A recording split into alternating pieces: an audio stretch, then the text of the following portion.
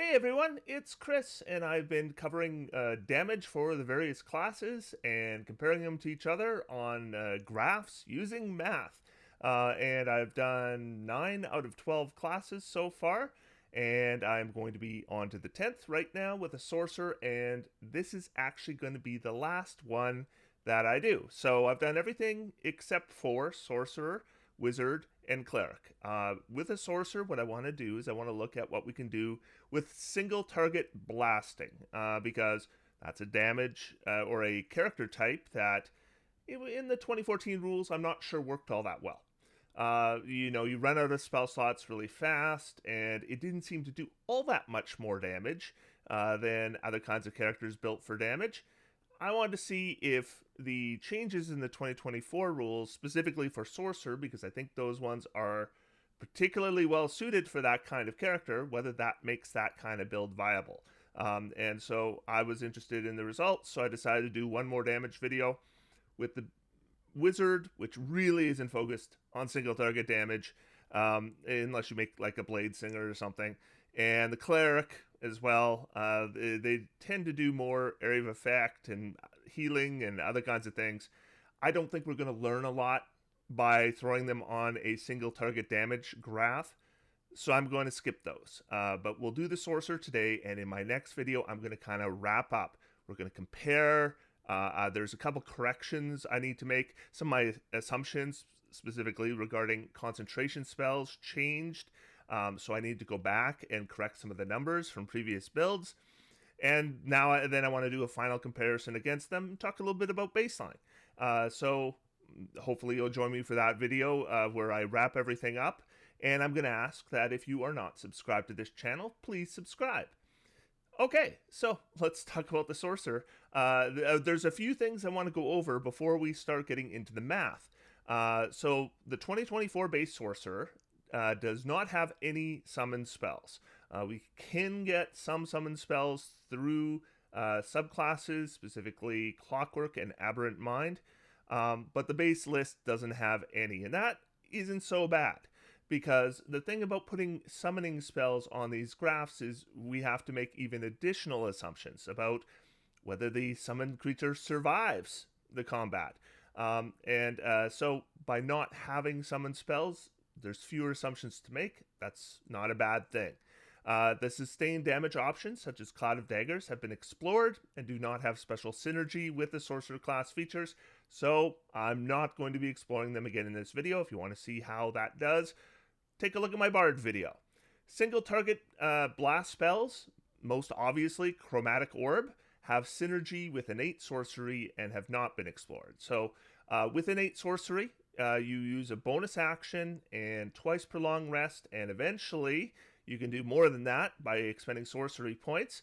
You can give yourself advantage on all your spell attack rolls with sorcerer spells, as well as a +1 spell DC. And in terms of which of those is more dramatic, there's simply no question. Objectively, the advantage is more impactful. It's just a bigger difference from what you normally have. So those kinds of spells that use spell attacks, those are the ones I want to look at for the Sorcerer and see how much better they are when we can apply advantage. So since these spells require no concentration, like Chromatic Orb or Scorching Ray, they synergize well with sustained damage options that don't consistently use your actions. So if you cast Witch Bolt on round 1, you do some damage if you hit, and then on following turns you do damage with your bonus action, allowing your regular action free to cast non-concentration spells like Chromatic Orb or Scorching Ray. So there's nice synergy there, and so obviously that's the route I'm going to go. So let's look at our base build. And by the base build, I mean this build has no subclass. I've done a base build for every class so far. So we're going to be a Sorcerer, no subclass, and with our background, we'll make sure we get our Charisma up by 2, so it can start at 17. And for ability score increases, level 1 doesn't matter, there's lots of good options. Level 4, we'll get Warcaster, get a Charisma up to 18. Level 8, we'll get Spell Sniper, get a Charisma up to 19. I think Spell Sniper is a really good feat for a ranged caster, because Not only do we avoid cover, but we also don't have disadvantage if we ever get caught in melee, and I think that's very helpful. In addition, we get our charisma up. And then at level 12, I'll take Inspiring Leader, get our charisma up to 20. This isn't a damage boosting feat, but it's a good feat. And then Resilient Wisdom at 16, and Boon of Combat Prowess at 19. And, depending on how you value armor class versus your saving throws, you could also consider lightly armored at 16. You'll have mage armor, but you could wear mage armor plus a shield, and that would improve your armor class. Okay, so spells I wanted to look at. I wanted to look at single target damaging blast spells, range options only. So I should just address the elephant in the room. You should absolutely take spells like Fireball with your Sorcerer Blaster. But when I'm calculating single target damage, I'm going to be assuming that we're concentrating on one enemy. And in those cases, Fireball isn't our best third level option. It's excellent if we can get a cluster of enemies together, but that's an entirely different thing. So I would assume this sorcerer would have spells that don't just do single target damage, and it'll use them when appropriate. But we're just going to look at the cases where they want to inflict as much damage as possible to a single target. So spells I want to look at are Chromatic Orb, which technically is mostly a single target damage spell, but if you roll correctly with your damage dice, it can affect multiple targets. But we're just looking at single target damage. Magic Missile actually doesn't really benefit the sorcerer because our innate sorcery doesn't improve it in any way. And I very quickly did some math comparing Magic Missile and Chromatic Orb, and Chromatic Orb does more damage if you have advantage. It's 12.7 versus 10.5. I wanted to look at Witch Bolt. Like I said, I think it's a good setup spell to do a little bit of damage beyond that. And I should discuss a change in assumption I'm making. So the concentration I indicated earlier in the video, I've changed assumptions for concentration spells. One of the things I assume is that if it's a 1 minute spell, I'm assuming we cannot precast. For Witch Bolt, that doesn't matter, but for other spells, it might. But also, I'm no longer going to assume that we 100% maintain concentration through an entire combat. And that does mean I'm going to have to go back and change some numbers from other builds, which I will do. But I wanted to start this one out right. I'm going to assume with 4-round combats that we can maintain concentration for 3 rounds on average. And I think that's just more realistic because concentration does get lost. There's other reasons we might lose a spell as well.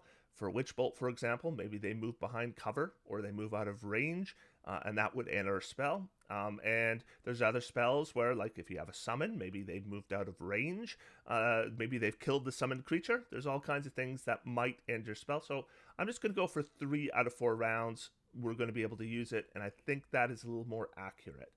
At level 2, I want to look at Flaming Sphere, Scorching Ray. Again, I think Scorching Ray benefits more than Flaming Sphere from innate sorcery. Level 3, like I said, we would take Fireball, but for single target damage, there's not really options, at least for ranged, so we'd be looking at upcasting. Level 4, I'll look at Blight. I kind of think, I've looked at Blight before. I kind of think it's not going to pay off for us, but we'll do the math. Then we'll look at Animate Objects with our level 5 spells, as well as Big B's Hand. And then level 6, we'll take a look at Disintegrate. And level 7, Finger of Death. Level 8, there's not really single target damage spells, so we'll look at Upcasting. And look at Power Word Kill at 9th level spells. And again, none of these are spells that we would have cast before combat starts. Then Sorcerer features. At level 1, we're going to get Innate Sorcery, which I talked about. We can use it twice per long rest. +1 to our DCs and advantage on attacks with Sorcerer spells. Level 2, we'll get meta magic with number of sorcery points equal to our level. And what I'm assuming with this build is we're going to spend our sorcery points on meta magic and our spell slots on spells, because you can, with a sorcerer, switch them back and forth through Font of Magic. But that's not your most efficient use of it. I figure we'll use our most efficient use, so sorcery points go to meta magic, spell slots to spells. And then we will use Meta Magic for our highest level slots because that's where we get the biggest bang for our buck. And Sorceress Restoration at level 5 allows us to regain half our sorcery points with a short rest once. I'm assuming one short rest per day. Level 7, this is Sorcery Incarnate. This is a big deal. Allows us to expend 2 sorcery points to use innate sorcery when we are out of it. That means if we expend 4 sorcery points, we can have innate sorcery up in all 4 combats, which means advantage on every single spell attack roll with a sorcerer spell, which will be all our spells. So we will absolutely do that. That's a big deal. Level 20, we can use 1 meta magic without sorcery points on each of our turns. We will absolutely do that as well. And you'll see it's a pretty big thing at level 20 to get that. And for spell slots, I'm assuming we're going to be using most of our spell slots for damage for this character. We'll use our high level spell slots for damage, and we'll save low level spell slots for things like casting the shield spell, right? We might want Misty Step or something like that as well. I assume we will reach a point where cantrips out damage low level slot damage, and I will show the math when we reach those levels. And so at that point, of course, we'll stop using spell slots for those spells. And I am assuming that we're going to be looking at 4 combats in a day, 4 rounds in a combat, 1 short rest in the middle. And with the assumption that concentration spells are lasting 3 rounds before broken or ended, including all these kinds of different things. All right, so here's our chart. Now, on our left side, we have the level, and then in the middle, we have our features, and then that's what I'm really going to focus on, are what features we're using. You're going to see I have a column there for which spell slots we're using, and then all the math is on the right-hand side, which I will not go through. If you want to check my math, it is up on the screen for you to check, okay? And if I do make a mistake, by all means, let me know in the comments, okay?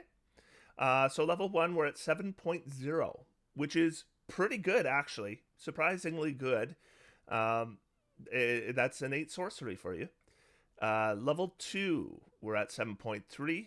I should mention, the Bard was, at 4 DPR at these levels.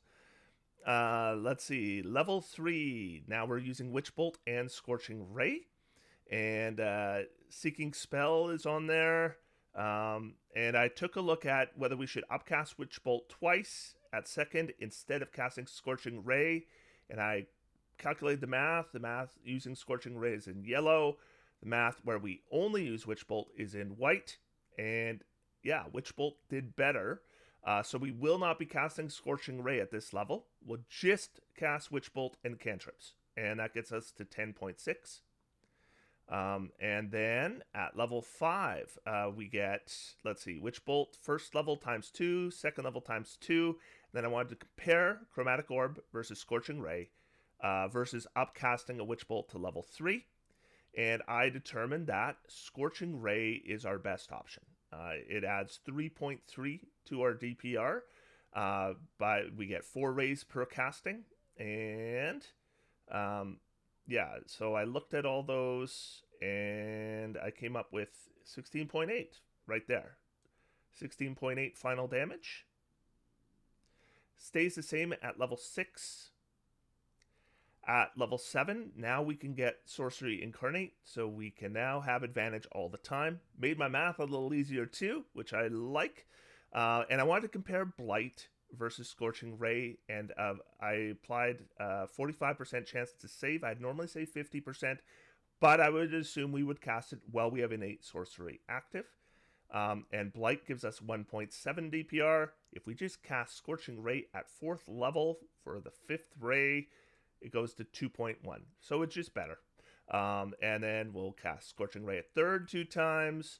We'll cast Witch Bolt at 1st level 2 times. And we'll cast Witch Bolt at 2nd level 2 times. And some Firebolts. And we are up to 19.2 at level 7. That's not bad. That is not bad at all. Then level 8. Let's see. Our base to hit goes down to 55% because we did not increase our Charisma modifier at level 8. It'll be at level 12. So we will have with advantage, it's an 80% chance to hit instead of 84. it's still a 10% chance to crit. And honestly, it doesn't make a huge difference on the numbers, but if you want to see how it affects them, there's the numbers on your screen. We end up with 20.5. We still go up in DPR, despite the assumed armor class of our enemies going up, simply because we have an additional 4th level slot to use. That made the difference. Then at level 9, I wanted to compare animate objects or Bigby's hand. And what I learned was Bigby's hand without advantage would be 2.7 DPR, which would be less than the 2.9 of animate objects. But with advantage, it is higher. It is 3.8. I also had somebody ask me about upcasting animate objects, if that would be better than upcasting Bigby's hand. And the answer is yes, if you didn't have advantage. But because animate objects, you're not going to get to apply your advantage because you're not actually making the attacks. The summoned objects are making it, or the animated objects are making the attacks. And with Bigby's hand, you're making the attacks, so you do get advantage. For that reason, upcast Bigby's hand does increase at a faster rate than animate objects. But if you didn't have advantage, you'd be better with animated objects, both at the base level and upcast levels. But for us, Bigby's hand is the way to go. And there's the rest of the calculations. And you can see we're at 23.2. This is level 9. And then level 10, we change our casting plan a little bit. And we're at 26. Level 11, Firebolt scales. It now outdamages Chromatic Orb straight out. For Disintegrate, I want to look at Disintegrate. And we have an 8 sorcery, which increases our DC by 1. And then I figured that would give us a 40% base chance for success. This is a dexterity save, which is a little harder than the concentrate or a constitution save from Blight. Plus the +1, -1 because we didn't increase our charisma at level 8, but we're going to apply heightened spell to it. So that is actually going to give only a 16% chance to save against Disintegrate. And I wanted to compare using Disintegrate with our 6th level slot or upcasting Bigby's hand more with our 6th level slot and just doing an additional lower level Scorching Ray. Scrap a Witch Bolt that we otherwise would have cast. And guess what? There's our number with Disintegrate. There's the math right there for you. And there is the math without Disintegrate. Disintegrate loses us damage, though. Keep in mind, if you want to do a lot of damage in one round, then Disintegrate is still maybe a good spell. But overall, it does less damage than just upcasting our Bigby's hand. And level 12. Let's see. Spell plan unchanged. And we're at 33.7. Then 13, we replace a 2nd level Witch Bolt with a 2nd level Scorching Ray. We had a 7th level Bigby's hand, so at this point, level 13, we are casting Bigby's hand in every combat. 7th level, a 6th level, and 2 5th levels. And then we're doing Scorching Rays with our additional spell slots when we can. And that's it. And I didn't end up punching numbers for Finger of Death. If Disintegrate doesn't out damage Bigby's hand, Finger of Death definitely won't. Okay? And so we're at 39.6. And then 39.6 at 14, because nothing changes at 14. At 15, let's see, we go up to 46.4. Let me just make sure I get all the math on the screen for those who do like to check this stuff. So there's all the math. And then we stay at 46.4. Then what I wanted to do is compare at level 17 whether Firebolt does more damage than a 2nd level Scorching Ray. And yes, it does. It is going to do a little bit more. So use your 2nd level slots for something else. Okay? If you're wanting, you don't have the higher level spell slots to spend, just use the cantrip. And then here, we're actually going to use Bigby's hand at 9th level, and 8th, and 7th, and 6th. And then a bunch of Scorching Rays. And we get to 56.7. And a few Firebolts. This is in 16 rounds. So 10 rounds, we are actually casting leveled spells. 6 rounds, we'll still use our cantrip. And we're still all the way up to 56.7. And at level 18, 57.9. Level 19. Level 19, okay, so you see the blue here? What I decided was that, like I said, we have 4 combats, so we really can only do 4 concentration spells. But I did say that we would consider that, we would keep our concentration for 3 out of 4 rounds. Yeah, so I assumed 2 more attacks with the big bees. So I figured if ever we lost concentration at the beginning of round 3 or something, then it would probably be worth casting big bees yet again. And then at level 20, I'm just going to put Empower on every big beast attack. And that increases our damage quite nicely to 79.8. And if these numbers look pretty good, they are pretty good. I'll show you on a graph. So we have 2 lines on the graph here, blue and red. And the red represents a warlock using Eldritch Blast, Agonizing Blast, Hex, Foresight, and the blue line represents the sorcerer I just made. And in tier 1, the warlock does less at 1, 3, and 4, so the sorcerer is out damaging them 3 out of 4 levels in tier 1. In tier 2, they're basically equal at 5 and 6, close enough to equal. Technically, I guess the sorcerer is technically higher, but it's irrelevant. But then look at level 7. Sorcerer pulls ahead, and it builds. And, Warlock catches up a bit at 11, but the Sorcerer is so far ahead now that it can't catch up. And it builds even more, and more, and more. And then, finally, at level 17, the Warlock catches up. But even then, that is 50.8 to 56.7. And eventually 57.8 to 79.8. So what I see is the sorcerer basically outdamages the warlock at single target blasting for pretty much 20 levels. There's a couple levels where it's very, very close. Level 2, level 5, level 6. But overall, there's no question the sorcerer is outdamaging the warlock here. So I wanted to also compare it to maybe another ranged build. So I did rogue ranged builds. So let's do the base rogue True Strike build that uses a light crossbow and True Strike versus the Sorcerer Blaster. And this is kind of interesting. So we have 2 lines here, and they're not all that far apart at any level, but we see very clear results. So starting at level 1, they're the same damage, exactly the same, in fact. And then level 2, the rogue pulls ahead and remains ahead all the way through tier 2 and into the start of tier 3. Then at level 12, the sorcerer has almost caught up, 33.7 to 34.8. That's almost irrelevant difference.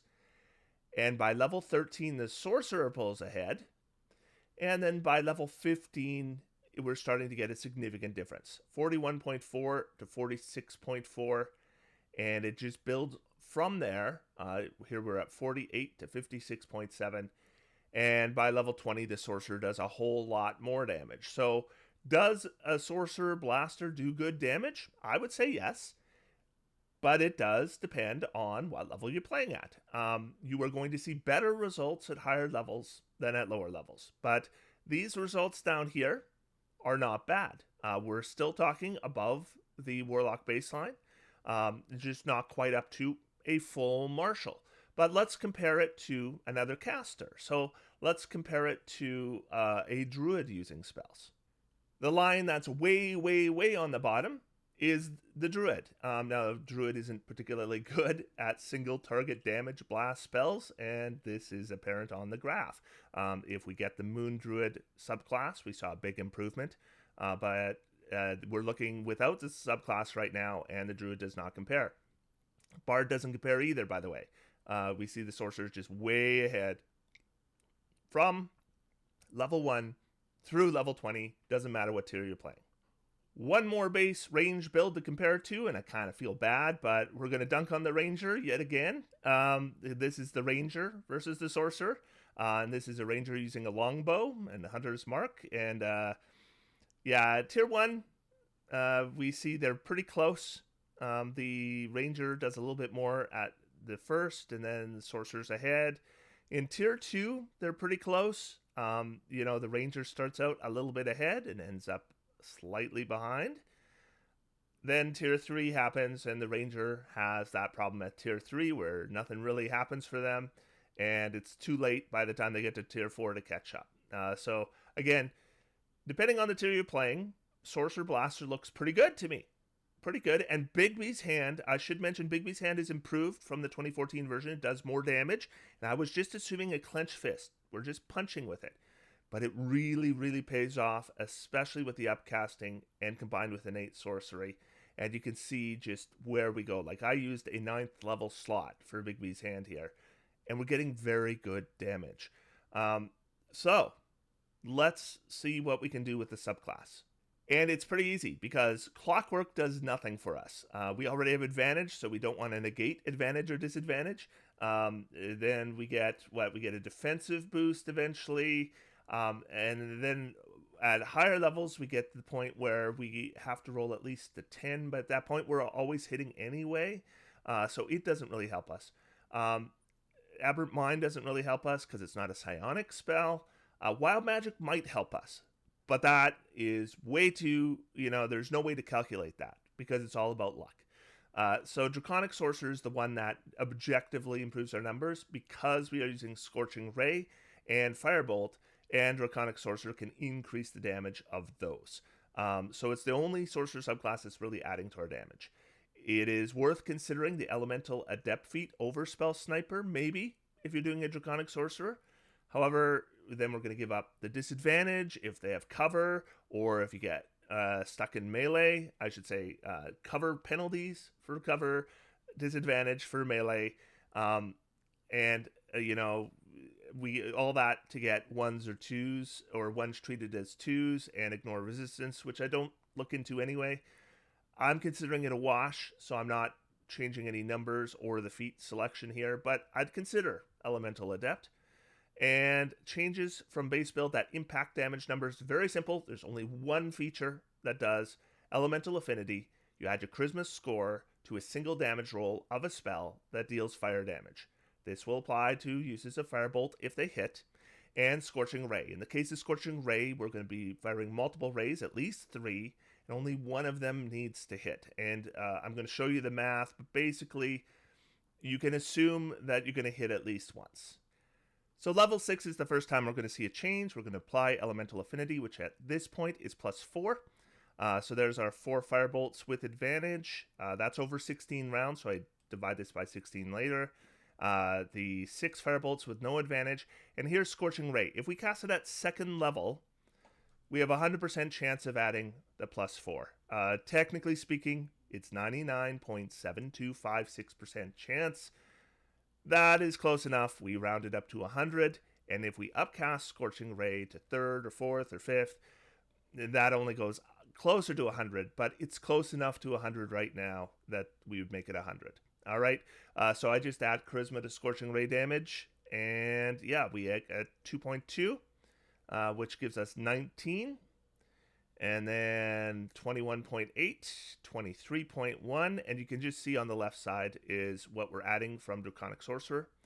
25.8, 28.6, 35.3, 37.1, 43.1, 49.9, 60.2, 61.4, 67.8, and we get over 80, 83.2 at level 20. That's very, very good. So let's just compare how much this is compared to the base Sorcerer. Here it is on a graph, and you can see, obviously the Draconic Sorcerer does a little bit more damage after level 6 at every level. It's never a huge amount. In fact, it's a small enough amount that if I was going to play a blasting Sorcerer, I wouldn't feel like I'm necessarily need to do Draconic Sorcerer, even if I'm focusing on single target damage, because the numbers aren't that big a difference. Like there's some 39.6 to 43.1, that's not nothing. But if you played Wild Magic, you might end up with similar numbers. It depends how lucky you are. If you played Clockwork or Aberrant Mind, yeah, you do a little bit less damage, but you'd get other benefits in return. So really depends on what you want, but these numbers look viable to me. What I'd like to do now is compare the Draconic Sorcerer, how it does compared to other optimized builds. And again, I kind of want to focus on ranged builds. So let's look at the Assassin. So here's the Assassin and the Draconic Sorcerer. You'll see the lines are reasonably close. Now, if you have been paying close attention, you might notice the Assassin numbers at higher levels are a little bit lower than they used to be. And that is because I had taken Great Weapon Master with that build, and that doesn't apply to True Strike, so I had to change that out. And in my next video, I'll talk a little bit more about that. But it lowered the higher level damage numbers a little bit, but not that much. And what we see is, I think it's pretty clear. In Tier 1, the Assassin is doing a little bit more damage at most of the time. And then in Tier 2, the Assassin just does more damage, but it's not a huge amount. I think the biggest gap I see here is maybe level 6, where we're 19 to 24.5. So that's not disastrous by any means. Then in Tier 3, now they're going back and forth between each other. Like, literally, it's Assassins ahead, Sorcerers ahead, Assassins ahead, Sorcerers ahead, Assassins ahead, Sorcerers ahead, Assassins ahead, Assassins ahead, Sorcerers ahead. So close at 3 and 4. And considering that the Assassin is a martial build, so the Assassin is not getting, all the spell options that a Sorcerer gets, being this close, I think, is just fine. I think it's fine that the Assassin probably outdamages the Sorcerer over 20 levels, but the Sorcerer does well enough that if this is the spell plan they want to go for, they're contributing in a meaningful way. So yeah, I'm pretty happy with where everything ended up here. Now, if we compare to melee builds seem to do a little bit more damage, and that would be the case here as well. All right, so that is the Sorcerer. And what I want to do now is, like I said, in my next video, I'm going to do kind of a recap. I want to compare a bunch of various builds together. I could put them all up on the same graph at the same time. I do think that would just be a chaotic mess. But what I want to do is compare certain kinds of builds to each other. Let's look at the spellcasters versus the spellcasters, the range versus the range, the melee versus the melee. And we'll just see how everything compares to each other. And we'll do a couple like spellcaster versus non-spellcaster and see how that turned out as well. And what I want to do finally here is I want to thank these videos are thanks to the patrons of this channel. I am supported through Patreon, which there is a link in the video description if you'd be willing to support as well. But I want to thank some of the Archmage level patrons who support this channel.